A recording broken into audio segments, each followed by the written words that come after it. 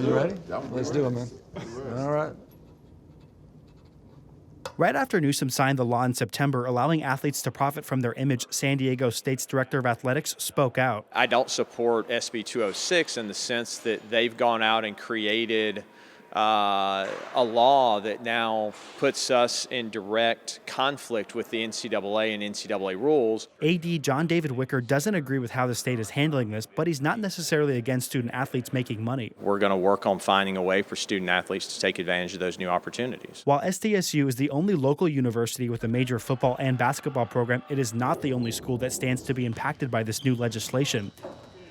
UC San Diego Director of Athletics Earl Edwards also is not against athletes being able to sell their name, image, and likeness. Whatever we come up with, it needs to be something that's manageable and workable from the student perspective as well as the colleges. Edwards does say that there is already some unintended consequences from this new law. There is negative recruiting with individuals saying that if you go to California and this law passes and you're not eligible for NCAA competition because the rules haven't changed in that regard, then that's a problem for us.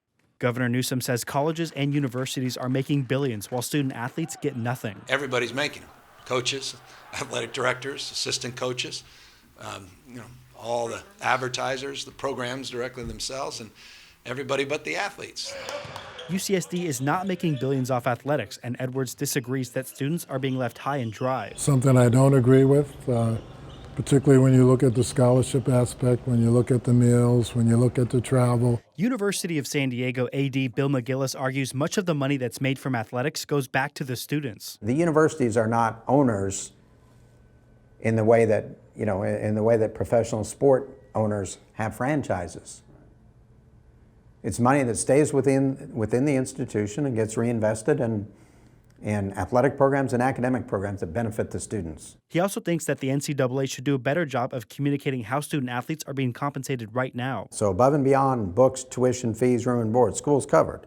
Above and beyond that, at the highest levels, which is what I think legislators are most concerned about, those students are also receiving a cost of attendance stipend on average nationally of probably $5,000 cash. McGillis does say that there needs to be a clear line between college athletes and professional ones. And I'm not for going down the path of pay for play. Does name, image, and likeness morph into something else, and then something else, and then we're there?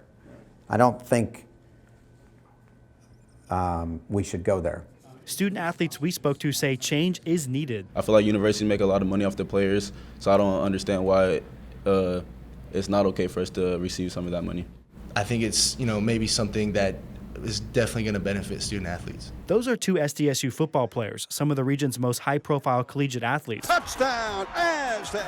But what about star athletes from lesser-known sports? I was kind of bummed that my sport is one of those that are pretty much left out in the situation just because rowing isn't the most popular sport. Katie Silla is one of the top collegiate rowers in the country. She doesn't believe there would be many opportunities for her to sign an endorsement deal. I can see maybe some company that provides boats or gear for rowing maybe reaching out, but it's very slim. But Silla says if the law was in effect now, she would go look for those opportunities. I would 100% do it because it would just help my well-being and my financial situation. Matt Hoffman, KPBS News.